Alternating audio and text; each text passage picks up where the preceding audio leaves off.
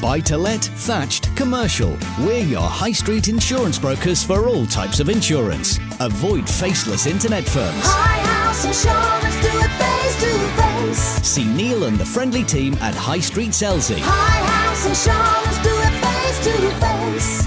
Or call Selsey 606 552. Hello there. This is Maureen Sullivan telling you what we're offering on this week's Selsey Internet Radio Show. We begin with John Pilgrim, who's going to be talking with Lynn Reeve about Tuppenny Rice.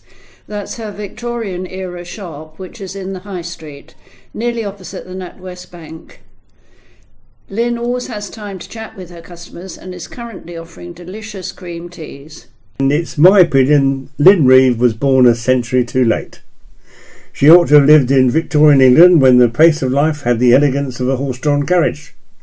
She's brought some of this elegance to Selsey High Street, which is why I'm now standing outside her shop, Tuppenny Rice, because I'm just about to go in and talk with her.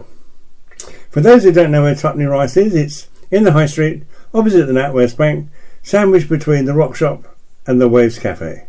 Good morning, Lynn. Good morning, Hugh. Tell me, how long has Tuppenny Rice been open now? We opened at Christmas time, and in fact just the week after Christmas. Well, this year? This year. Or rather last year? This year, wasn't it? Because it was coming into January, yeah. And we opened up as a small loose food shop for the villagers. So tell me what loose foods are. Loose foods could be anything from grains to nuts, seeds. Well, we do everything really. We do flours, anything that you think that you would need to bake a cake, we would do that. Oh, so you don't mean you don't mean blooms when you said flowers. You mean you don't know flowers, as in self-raising and plain flour. Okay. Yes. Yeah. So you can come in and you can buy it in 1 ounce if you want, or 100 grams. But I've been told I have to sell it in 100 grams. Yeah. But I will split that down for anybody. 100 grams for anybody that wants to know is about nearly a quarter. Quarter of what, pound? Nearly a quarter of a pound. Yeah. So that's 4 ounces, isn't it? Yes. So, and are most of your customers still working in pounds and ounces? They do come in and say, I'll have half a pound of this or half a pound of that, and I do a quick conversion in my head. I could never do that, before I opened this shop. I didn't have a clue what a gram was. This is where you get half a pound of Tuppenny Rice from, That's is it? Right. It's from the nursery rhyme years ago. People used to pawn the dad's suit to have money to buy the rice for the week. Pop goes the weasel, it was whistle and flute suit. Yeah. And they used to pawn it, and then you used to have to go and get it back on a Saturday so they could go to church on the Sunday. Right. Yeah. So I'm told that you have a customer that comes in and buys an egg. Yes, I do. So you will sell 1 egg at a time. How much is an egg? 20 pence. Okay. I'm grateful for that 20 pence. Yeah. 20 pence is quite a lot when you add it up over the year. No, bless her heart, that's all she eats is 1 egg a week. Yeah. And she just wants a fresh egg. And that's a nice way of doing it. If she goes somewhere else and has to buy half a dozen, then, they're sat in the fridge for 5 weeks, aren't they? Or wherever they're she's also sat. wasting 5, perhaps. And she's wasting 5 maybe. Yeah. So, bless her heart, she does come in and buy just the 1 egg. So who are your customers? Oh, actually, they started off as being my age group. The senior I'm not citizen. going to be daft enough to after. No, because I slap you. but my age group, the senior citizens, that's how it started off. But lately, I'm getting the young mothers come in as well. Yeah. And they come in because I do little packs for the children to buy. Let's make currant cake or something like that, or let's make peppermint cream or something. So they like to come in and buy the packs for the children. They also come in and ask me for, how do you make a rice pudding and things like that. And really? Yeah. So it's quite nice. So I'm getting the younger element now as well. So they need the help, do they? I think everybody needs a bit of help, don't they, along the way, don't you think? Everybody needs a bit of help. Do you think there is time for young mums to learn how to cook? I don't think that anybody gives them the time to answer the questions. If they went into a supermarket and said, I think, that the husband's been saying, why don't you make a rice pudding like my mum used to? They couldn't ask the girl on the till how to make a rice pudding because she wouldn't necessarily know. Right. But at least they can come into me and I've got the time to say, look, you just need this, this and this. There it is. Go and do it. I can remember my granny teaching me about the various cuts of meat. Oh, gosh. And going into the butcher's and saying, well, that's actually not tuck rump. Yeah. And him being surprised that I knew what I was talking about. But you see, those days are gone. People don't know what they're talking about now when it comes to meat. I haven't got a clue, actually, about cuts of meat. Yeah. I know I like a lamb chop, But you know, I really don't know where it comes from on the sheep exactly. So those days are well gone, I think. But also along with that, it's gone to be able to give the time to the people that they need, isn't it? Yes, it is. Yeah, you stood in a queue. Have you got regular customers who come in to pass the time of day and to make a purchase? Yes. Have you got people just pop in to say hello? Yes, I do. Yes, I do have people that come in and just say, "Hi, Lynn, how's it going?" I do have people that come in, and one springs to mind from a while ago who came to me about something, and we were talking, and I ended up giving her a hug, and she said to me, "That's the first hug I've had in 2 years." And I just thought to myself, well, that's sad, isn't it? Isn't that sad in today's world that we don't have time? Not that I'm going to go around hugging everybody, Hugh, because I'm not, but you know. Well, who wouldn't you hug? I wouldn't hug you, not right now. I think that's a shame. I'll give you a pat on the back. I'm now feeling neglected. Good boy. Okay, yeah. So, and part of the service you're providing is community relations, isn't it? Yeah, but I think that should be a part of every shop and everybody. I think community relations is something that we lost a long time ago, and everybody needs to bring it back, whether they're in a shop or wherever they are. So, do you not feel that the part of the job of the shopkeeper is to provide advice? No, I'm not here to give advice. I'm the world's worst to give advice. I but do hang everything on. wrong. If you go into one of the main supermarkets and you wanted to make, for the sake of argument, cauliflower cheese, Yeah, who would you ask? yeah. In that sense, yes, we are here to give advice. And if you go into a butcher's, similarly, if you go into the butcher's in the high street and you ask him which is the best steak, he will tell you, won't he? Yeah. Because he's a small shop and he's going to do that. In a supermarket, there's not many people that would actually know. Yeah, true. I've watched Tuppenny Rice evolve, and it's clearly still evolving. Very much so. So, did you have a vision when you began? I don't know where it came from. It was one of those sleepless nights. Everybody asked me this. And it was just a sleepless night where the idea came from. Inspiration, if you like. I don't know. It was just something that I felt could work. And in fact, I'm determined that it will work. And it just seems to be doing it of its own anyway. So is it? Are you guiding it, or is it guiding you? a bit of both, I would think. Yeah, a bit of both. I noticed that. When did you start doing cream teas? Oh, only a few weeks ago, about 4 weeks ago. Yeah. Yeah, they're going well. And why did you do that? Because people used to come in and say, "Oh, wouldn't it be nice to have a table here where we could sit and have a cup of tea?" Okay. And so I thought, well, why can't I? So I went along and found out, and yes, I can. So there we are. We've got cream teas. I'm never going to cook a breakfast, though, Hugh. I'm not going to do that. So it's not catering; it's just part of the goods you're selling in the shop. It's just part of the shop Because you were itself. selling cream before on its own, weren't you? I was selling cream, although I don't think that was widely known. I did sell clotted cream. Yeah. You know, it's just how the shop is evolving, really. I don't know if that's me or whether it's the shop or something pushing me. I don't know, or what people want. I hope. Tell me about the lady in the window. Nettie. Nettie's called Nettie because she lives in the window like a lace curtain. Okay. Yeah. No, she was just another little bit of inspiration I had. I just thought it would be fun for Nettie to be there and give a little bit of an account of the times, you know, of those times. Nettie's lately got married, and in a minute she's going to get pregnant, and you'll see her little stomach grow month by month, and I'm going to make you wait 9 months to see what she gives birth to. So we're going to do the whole story with Nettie, but I'm going to try and tell the story as it was for her in those times. So does she have a Prince Andrew?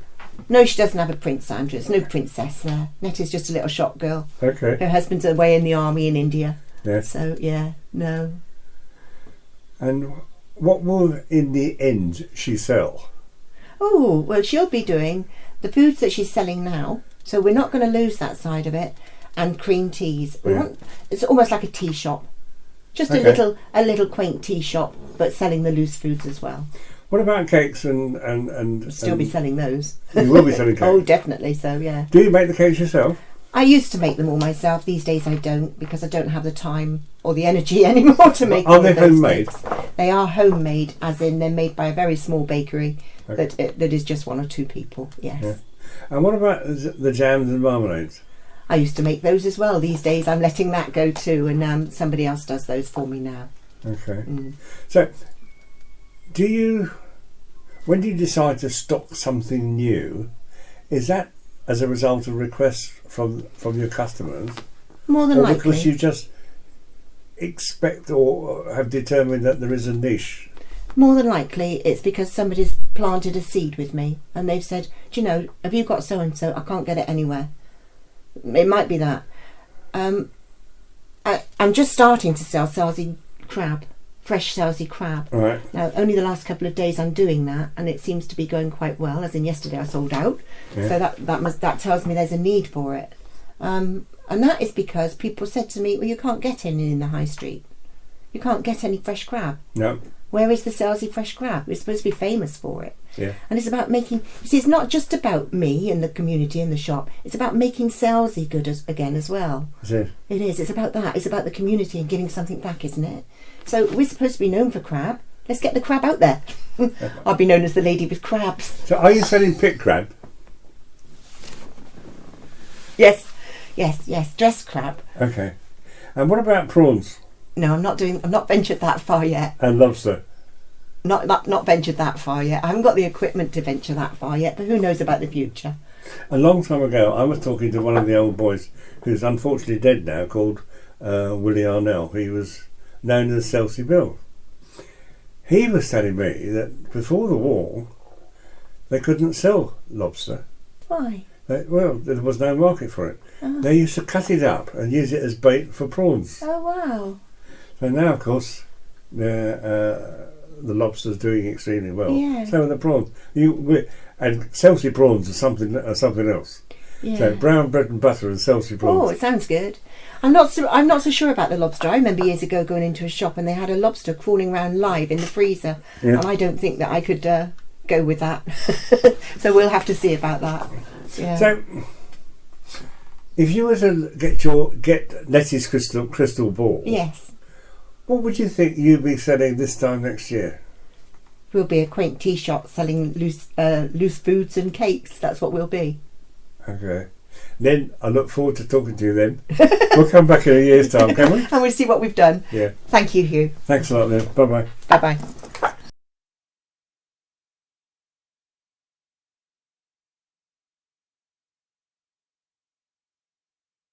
I'm sure we'll be hearing more from Lynn, but it's now time to learn how you could research your own family's history with Emma Cawley talking with Carol Thornton.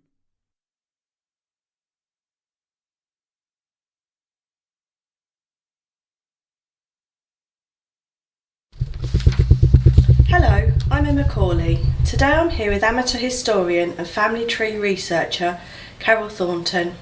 We're talking about her family links to Sussex. Hello Carol. Hello Emma. What made you want to find out about your family's past? I've always been interested since I was a small child, and my grandmother used to tell me stories about her side of the family, which was the Previtts from Borkham, and she married the Botting, Alfred Dennis Botting in Borkham, and I've just been interested ever since. She used to tell me some lovely stories. So she was born and brought up in Sussex, was she? Yeah, in Borkham, and so was my grandfather. So, where did you find out your information from once you got started? Well, firstly, approximately 15 years ago, I first got the internet, and I started with research on the internet and found out quite a bit. And then I moved down to Selsey and I started to go to the records office in Chichester, the West Sussex record office, and they have got a mind of information. So you sort of linked, as you moved back to where your family came from, you then linked in more with finding out about them? Yes, did, indeed. So tell us about the Bottings and their links. I understand there's a few characters in the past. Quite a few characters in the past. Well, Bottings originally were Saxons, and they came to England roughly in the 15th century, and they first settled around Cowfold in East Sussex, and that was roughly 1450, and they sort of spread out very rapidly.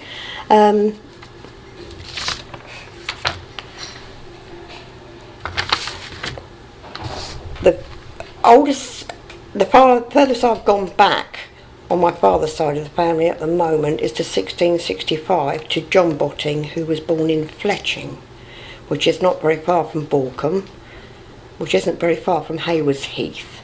And they seem to have originated first in the country, then got into Brighton, and then spread themselves down. And there's still lots and lots of bottings in Borkham, because I went down there a few years ago, and I didn't know where to look. I didn't know where the church was or anything, and I went into a little greengrocer's shop, and I asked the man in there, and he said what name was I looking for, and I said Botting, and he said I'll get to my mother. And this lady came out of the back of the shop, and I could have sworn she was my grandmother. It was really amazing. And her exact words to me were, what family are you looking for? And I said, the Botting family. And she said, there's loads of those buggers in the village. They're all into bread. But having said that, she gave me a lot of information that I didn't know. I found the church, and I found the graves of my great-grandparents on both sides, my grandmother's and my grandfather's, and other family members. And I also found the house that my grandmother was born and brought up in. Unfortunately, the house my grandfather was born in is no longer there. And I also found Rose Cottage, where my grandfather was illegitimate, and his mother was raped, but she had the baby, and her mother brought my grandfather up. And my great-grandfather had been married twice, and he had a son called William, and I still found the house is still there. It's called Rose Cottage, and it's actually in the village, and it's a beautiful little thatched house. So I was very pleased about that. And we've also been, Edward I personally ordered 100 Bottings to go to Wales, as they were the best archers in England, to help him tame the Welsh, as it were. And there's still a big colony of Bottings in Wales now, as my brother's just found out. Yes, another family link was that he moved to Wales for a period of time. Yes. It's almost like you were drawn back through time for some reason or other, and then discovered these things. It is, because I just, all of a sudden, I get an urge, I've got to go somewhere, and then I discover a bit more. Yeah. So it's lovely. And also, there was well, I don't know if people think he's a character or what, but I think it's marvellous. He is linked to her family somewhere, James Botting, and he was hangman at Horsham Prison in the 18th century. And the story is that people hated him so much they used to stand on the corners of the streets and taunt him. And then when he retired, because he could no longer walk properly, he made himself a makeshift wheelchair which he used to propel with the aid of a stick. And it used to make a really creaking, grumbling noise on the cobblestones in Brighton. And apparently he was so hated that one day he was so drunk he fell out of his wheelchair on the corner of Corrington Place and Montalipair Street. And people just left him there to die. Because they hated him so much. And it's rumoured, I don't know if it's true, that on a really windy, cold night, you can hear him still shuffling along in his wheelchair. Right. So we'll maybe have to go and explore that one. Maybe that would be an idea. Yes, certainly. There's a lot about him written on the internet, isn't there? Yes, there is, yes. So just type in Jemmy Botting, hangman at Horsham Prison, and you'll get the whole story. Very interesting. Yes. You were telling me earlier about there was some connection with Charles I as well. Oh yes, reputedly my uncle tells me that it's quite true. That he said to me one day, I was talking to him, and he said, I don't know what you're worried about, you've got royal blood in your veins. And I went, what do you mean? And it's reputed that Charles I raped a Botting girl and made her pregnant. So I've got to actually try and explore that. But I do know that several Botting women have been maids, etc. in Windsor Castle, because one, Mary Botting, was a maid or a lady in waiting for Queen Victoria. So we have a royal link. Have a royal link. Yes, certainly. Yeah. And you've also, from researching the Bottings, you've also found you've gone off on lots of different tangents and lots of other links to different members of the family which married Bottings. Yes, I have. If I was to put them all down, it would take reams and reams of paper.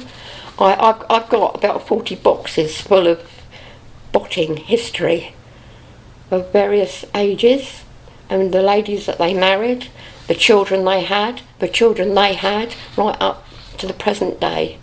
And two of those families still live in Borkham, Yeah. And I've traced Jonathan Botting, still lives in Borkham, and he's got 3 children, 2 boys and a girl. Fantastic. So you're all still there? Yes. Still a living, breathing family Yes. with a lot of history. Oh, yes. And Yes. what would you say your favourite period of history was, or from obviously the beginning of time in the Britain? beginning of time, I love Elizabeth I because I think she's the most courageous, brave woman. And what made you sort of like her in the first place? I have, ever since I saw a picture of her when I was really small, and at school I couldn't get enough of the Tudors when we did history. Yeah. I've always loved history, Yeah. so it just stems from there really. And I just think she was just marvellous. And what did you described her to me earlier? What did you say you thought she was? She said herself, she might have the mind and the body of a weak and feeble woman, but she had the mind and the strength of any king. Well, I say she had the strength of 1,000 kings for what she achieved in her lifetime. Yeah. A lot of people would agree with Yeah, that. I do. I just think she's a marvellous lady. Yeah. Well, thank you. And for if I talking- could go yeah. back in history, she'd be the one person that I'd like to sit and talk to. Would she? So, yes. so if you had a dinner party, she'd be on Oh, your sure, list of she'd guests. be at the head of the table. She would, otherwise you'd be off with your head, wouldn't you? Exactly. Yeah. So, No, if people want to find out more, there are lots of sites on the internet. At the moment, I'm using, it's called Family Search. It's run by the Mormon Church. It's not a religious site, but you can get an awful lot of information because they go well back into history to like the 1400s, whereas anything like ancestry.com, etc., you have to pay for those. The Mormon site is completely free. You can get census returns, you can get any information you want really off of that one. But also, if you're living in the Chichester area, go to the records office in Orchard Street. They've got everything in there you need to know about anything to do with Sussex. yeah. Plans of streets, how they've altered streets, houses that existed and no longer existed. Just go in there and ask the lady on reception and she'll put you in touch with the relevant person you need to speak to inside. And that is free to join, and you get a 3-year membership that you can renew free of charge as well. Oh, that's fantastic. It's fantastic to know You can that. spend a whole day in there and never get tired I'm sure of it. you can. And do they have air conditioning? Oh, yes. So that Oh, it's this time, beautiful. if we get this heat Oh, wave, yes. then Oh, yes. you can go and get cool Yes. and find out something about your family Yes. as well. And once you get stuck into it, you can't stop. Would you say it's become an obsession? Well, yeah, it is. Because the more you learn, the more you want to learn. Yes. And it's nice. It's somehow calming, and to know that you've come from people that have worked hard all their life. Yeah. I'm proud. Good. You should be I'm too. proud to be a Botting. Well, was a Botting. You should be proud of your achievement for your research as well, I think. Yes, I think Yes, so. you've done And now I'm just really well. hoping that my youngest granddaughter's going to show the same interest because she loves history. Yes. I'll help her. That's lovely. Well, thank you very much for talking to us You're today. welcome. And I'm sure at some point in the future we'll catch up with you again. I hope so. Thank you I look very forward much. to it. Thank you very much. Bye-bye. Bye.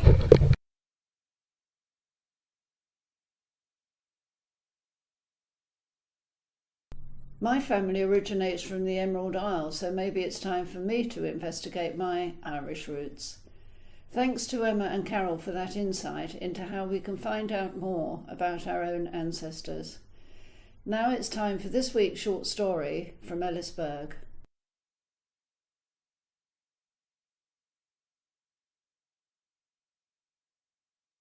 I am the goblin who played too many pranks. I mustn't have pay and I mustn't have thanks. Just get on and eat your dinner. Righto, said Paddy, and he sat down and he ate up all the stew and all the potatoes, and then he had a glass of porter. And then another glass of porter to keep the first one company, and then another glass of porter because 3 is a lucky number. And to finish up, he drank the little bottle of poteen to make himself warm. And it more than make him warm, it made him unable to get out of the chair because his legs were all unsteady. He looked at the goblin, and what do you think the silly man said?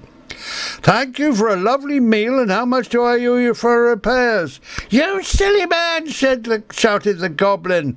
"You idiot! He was an Irish goblin. "Didn't I tell you? I am the goblin who played too many pranks, and I mustn't have pay and I mustn't have thanks. It's my punishment for playing too many pranks.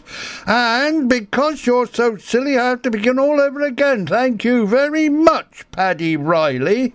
And with that, in a towering rage, the goblin stamped his foot and whoosh! The chair went hurtling through the door and left it hanging on one hinge with all the paint gone. He stamped his foot again, and the four corners of the tablecloth came together with all the table things and disappeared through the window and smashed it all to smithereens. And he stamped his foot for a third time, and this time the table flew through the roof and left a bigger hole than before. And with that he disappeared up the chimney and took the fire with him. And Paddy Riley found himself on the floor, hungry and thirsty again, as well as feeling very, very foolish, and wished she'd left the poteen and porter alone. So now, if you happen to meet a goblin who says, "I am the goblin who played too many pranks, and I mustn't have pay and I mustn't have thanks," have only one bottle of porter and leave the poteen alone. Ellis, that was a great story. They just get better and better. Hello, this is David Kennedy with the What's On spot. Unfortunately, we're unable to bring you John Pilgrim this week, so you're going to have to put up with me. First of all, the fantastic end of the Pier show is on Saturday at the Manhood College, and also on Saturday we have the Classic Car Enthusiasts third summer show.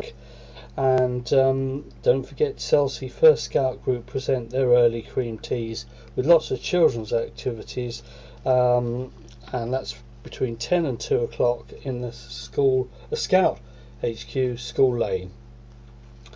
Various other things going on over the next week or so. Sunday the 18th, we've got a tryout run for 2 kilometres, cycle 7 kilometres and swim 200 metres, and you can be sponsored for your own. Details from Selsey 603 983 or email mail@sportstream.org.uk.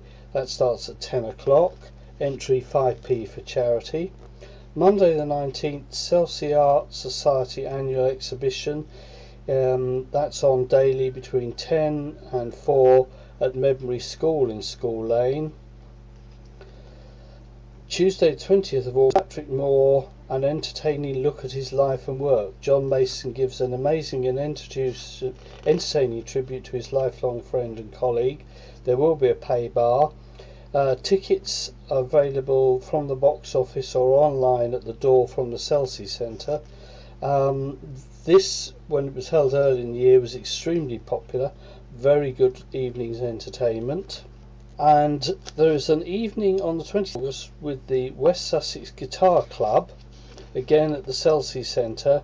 Tickets are available from the box office or on the door. And on Friday 23rd and Saturday 24th, Powder Your Face Before You Die, Life Goes On. It's a murder mystery presented by the Prima Donnas, and that's at the Town Hall, and tickets are £5.50 to include refreshments. Well, that's all for this week, and thank you and goodbye. Certainly going to visit the Selsey Art Society exhibition at Medbury School, and I've already got my tickets for the end of the Pier show at the Academy. That's always been a brilliant show, and I'm looking forward to it. If you can't go on Friday, you can also go on Saturday. And I think I'll also take in the Manhood Classic Car Show on Saturday at the Recreation Ground. Well, friends, that's about it for now. Join us next week when John Pilgrim will be bidding farewell to Bob Rule, who's been the pastor at East Beach Evangelical Church for the last 15 years. Bob Arnold will be finding out what the town's community warden does, and Ellis will be telling another of his fabulous short stories, and, once again, we'll be keeping you up to date with what's going on in Selsey. Remember, if you're involved with anything you think Selsey folk would enjoy, do tell us, and we'll try to include your event in our What's On feature. This is Maureen Sullivan saying goodbye, and we hope you'll join us again next week.